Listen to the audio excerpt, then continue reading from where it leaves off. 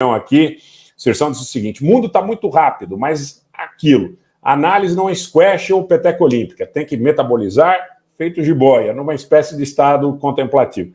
Serção, é o que a gente mais faz aqui, né? Apesar de eventuais incompreensões que ocorrem, porque muita gente é muito precipitada, muita gente é muito emocional, e na medida em que as coisas se sucedem, eu procuro sempre ter uma certa equidistância para poder apresentar uma análise coerente. Agora, eu venho para cá na quinta-feira dizendo o seguinte: muito claro, essa aproximação do Brasil com a China, ela é muito representativa, não de protocolos de nenhuma monta, mas de uma precipitação de uma situação onde a China já consegue consolidar sua presença na Argentina, consegue contemplar sua presença na Colômbia, no Chile, na Venezuela, em muitos lugares da América Latina, e agora leva o Brasil para a sua área de influência. Claro que os Estados Unidos estão disputando isso com os chineses. Isso não é um fato consumado. Isso é uma grande realidade, tá? Mas quando eu vejo o governo iraquiano cogitando colocar grupos armados pró-Teherã no gabinete... Vocês lembram da Zona Verde de Bagdá? Estava o Paul Bremer lá outro dia. Em tempos históricos, 20 anos é muito pouca coisa. Estava o Paul Bremer, lá quando teve aquele atentado contra o Sérgio Vieira de Mello, estava o Paul Bremer, a APC, a Autoridade Provisória da Coalizão. Os Estados Unidos invadiram o Iraque para ter o controle dos recursos naturais e para criar uma reserva de profundidade, sob o ponto de vista da sua presença em terra, para impedir o progresso dos chineses, porque eles sabiam que os chineses iriam apelar para os iranianos. E eles sabiam que havia uma perspectiva de inflexão do Irã em direção a Pequim muito grande. Por que os Estados Unidos foram à guerra no Afeganistão e no Iraque?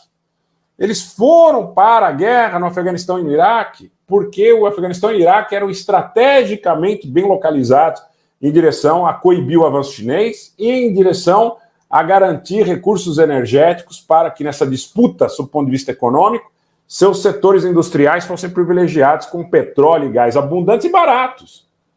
Agora, quem quiser acreditar que foi por causa do Bin Laden, que foi por causa do September 11, que foi por causa do terrorismo, do Al-Nusra, do ISIS, do Exército Islâmico, que seja problema de vocês. Quem quiser acreditar nessa novela, acredite, do ponto de vista estratégico, no mundo dos adultos, eles foram lá para coibir o avanço chinês, foram colocar barreiras para o avanço chinês. Essa é a realidade. Por quê? Por que Cabul? Por que Bagdá? Por que colocar títeres nos governos de ambos os países? Agora está caindo. Isso está caindo. Eles tentaram... Quando os Estados Unidos abandonou o Afeganistão, eu disse, olha, os Estados Unidos não estão correndo do Afeganistão, estão colocando os turcos de prepostos lá. Quem controlava a aduana do aeroporto de Cabul? Turquia e Catar. O que aconteceu ontem? O Catar reestabeleceu relações com o Bahrein. O Catar seria, dentro de uma relação... se nós imaginarmos de uma relação vertical, o Catar estaria abaixo da Turquia, como a Turquia estaria abaixo dos Estados Unidos e da Inglaterra. Então, quer dizer, o Catar sempre muito atento aos interesses da Turquia. Parece que o Catar também está abandonando o interesse da Turquia. Tá? Tudo isso está acontecendo em função dessa mexida, que fundamentalmente foi representada pelo acordo entre Teherã e Riad. Quem construiu o acordo entre Teherã e Riad? A China. Isso quer dizer o quê? Que a China já ganhou essa disputa com os Estados Unidos? Eu não arriscaria dizer isso. Tá? Eu digo o seguinte, eu acho que eles estão passos bem dados, né, à frente. Se você imaginasse uma corrida no Jockey Club, eles estão entrando na reta final com pelo menos 2 corpos à frente. Agora, não quer dizer que os Estados Unidos não tenham condição de reagir. Não tem ainda uma possibilidade nós dizermos que estou falando, tudo isso é disputa interestatal, tá? Não estou falando de conglomerados, oligopólios, participações cruzadas, isso é uma outra história que cabe em outro enfoque. Essa live eu estou dedicando à questão da disputa interestatal, tá? Os chineses estão muito bem colocados. E se eles conseguirem consolidar essa aliança com o Brasil, se eles conseguirem, há muitos rumores no mundo diplomático, que eles ousariam, tá, uma aproximação mais forte com o México, que seria um tapa tremendo na cara dos Estados Unidos. Tá? Não se trata mais da crise de mísseis de Cuba dos anos 60.